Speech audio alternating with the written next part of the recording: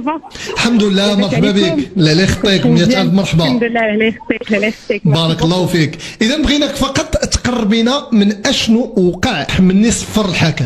الوغ باش نقربكم بالضبط من شنو وقع، لان باش ما يوقعوش بعض المغالطات. حنا عارفين باللي قبل ما نبدا الكلام ديالي عارفين باللي البطوله الوطنيه ولا الكره المغربيه ولا المغرب ولا المغاربه بحد ذاتهم ما عندناش شي كلمه سميتها العنصريه وماشي من القيم والشيم ديالنا. بطبيعه الحال اللي وقع في النهايه ديال المباراه كاين واحد السيد اللي ما كانش في البونطوش من الطاقم ديال الفريق ديال اتحاد طنجة اللي هبط بعد صفيره النهايه، هبط ودخل لابلون.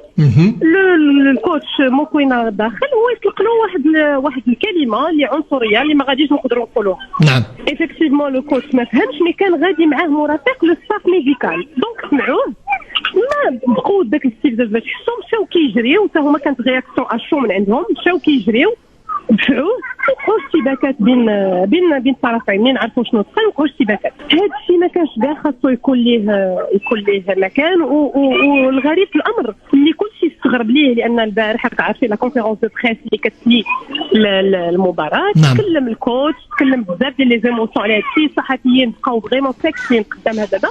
قناه وداد وينرز باش كنتفاجئوا النادي الوداد الرياضي كيتفاجئ بواحد لو كومونيكي من عند اتحاد طنجة اللي كيستنكروا فيه شنو وقع، الوغ كو هما عارفين. هضرت معاهم شخصيا، السيد كان بغا يجي باش يعتذر، عارفين شنو وقع باش تخرج بلاغ اللي باش تضلل الراي العام على شنو وقع. فريمون ما خاصهاش تكون بتاتا، لان كاع الفرق ديال البطوله الوطنيه، كاع المسؤولين الاعلاميين، كاع الخليات الاعلاميه، كاع الفرق عندهم قيم، عندهم ان باجاج.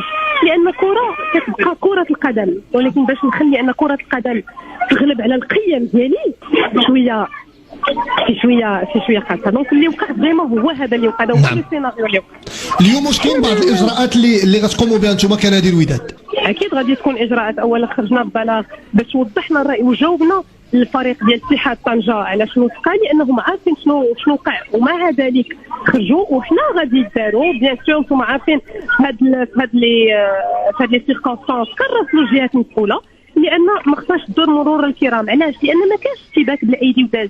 راه حنا كنهضروا على ان ايتا دو غاتيزم، كنهضروا على عنصريه تجاه مدرب اللي في المغرب كيفتخر بالمغرب اون دور دو ليكيب دو نادي الوداد او لا بركان او لا هذا كاع الفرق المغربيه.